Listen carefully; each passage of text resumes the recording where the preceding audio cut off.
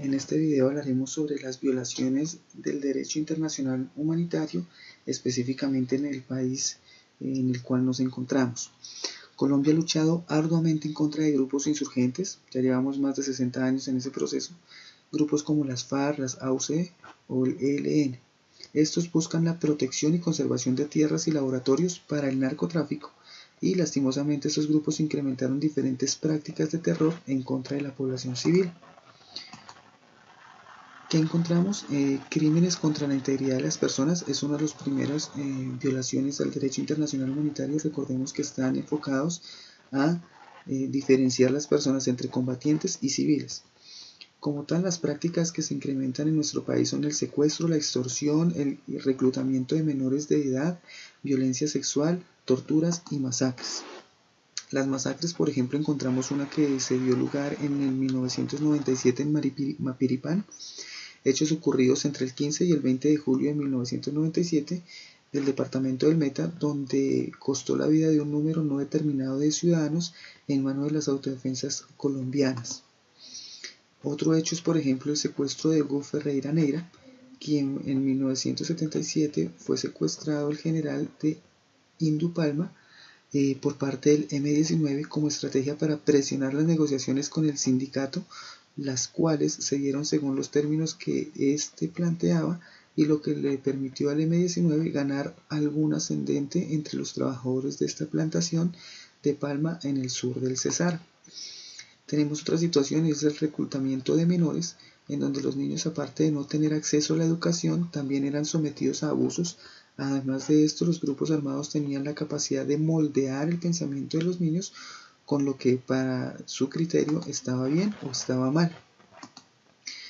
También encontramos asesinatos selectivos. Esta es otra situación en la cual se viola el derecho internacional humanitario porque se enfocan a líderes sociales o a defensores de los derechos humanos, a políticos o empresarios quienes no hacen parte del conflicto y son pues sociedad civil. Dentro de los más destacados para recordar, porque han sido muchísimos, pero tenemos por ejemplo a Jaime Garzón, que fue asesinado el 13 de agosto del 99, después de haber sido declarado blanco militar por el mismo grupo subversivo de Carlos Castaño de las Autodefensas Unidas por Colombia, y él fue condenado por el asesinato a 38 años de cárcel. Y también tenemos el asesinato de Luis Carlos Galán, quien era candidato presidencial y en una plaza pública en Soacha, mientras estaba haciendo candidatura a la presidencia, fue abatido. Galán apoyó a Bonilla en sus ataques contra Escobar hasta que los expulsaron del nuevo liberalismo y además de esto Galán mostraba una gran voluntad por acabar con el narcotráfico en Colombia.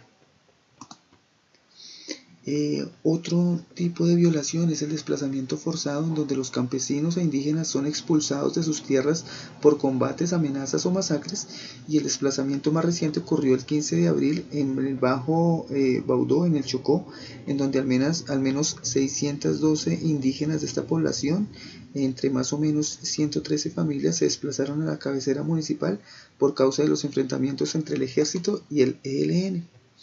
Otra situación también es la involucración directa o ya como tal involucrar directamente a los civiles, en donde pues piden que los combatientes a grupos al margen de la ley se esconden entre la población, hacen campamentos en zonas cercanas a viviendas o escuelas y se presentan como tal bombardeos en zonas concurridas.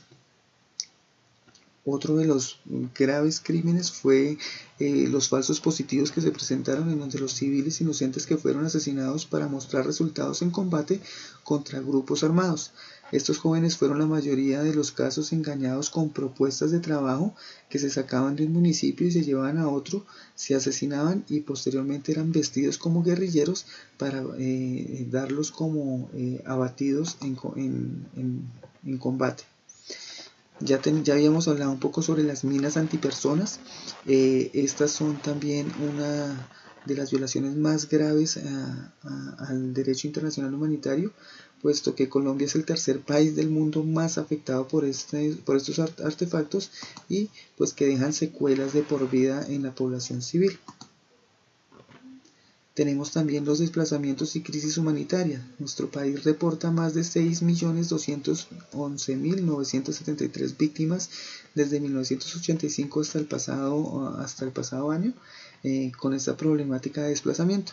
Colombia es el país con más desplazados en el hemisferio occidental y la mayoría de desplazados pertenecen a la región del Pacífico como Cauca, Chocó y Antioquia, en donde se presentan más crudamente los enfrentamientos entre los grupos guerrilleros y el ejército. Entonces, ¿qué podemos encontrar como conclusión? Que los municipios con mayor tasa de pobreza son aquellos que más han sufrido los desplazamientos forzados, puesto que ahí se encuentran las personas más vulnerables que no tienen idea de sus derechos como personas y por tanto pues digamos que se ven afectados. Y los falsos positivos demuestran la falta de atención a los jóvenes por parte del Estado, ya que buscan oportunidades desesperadamente para pues buscar empleo y tener como tal una remuneración, a lo cual pues realmente se ven involucrados en estas situaciones tan lamentables. Bien, tenemos como tal frases finales en las cuales se dejan unas constancias de la participación activa que nosotros como seres humanos y colombianos principalmente debemos hacer para garantizar nuestros derechos.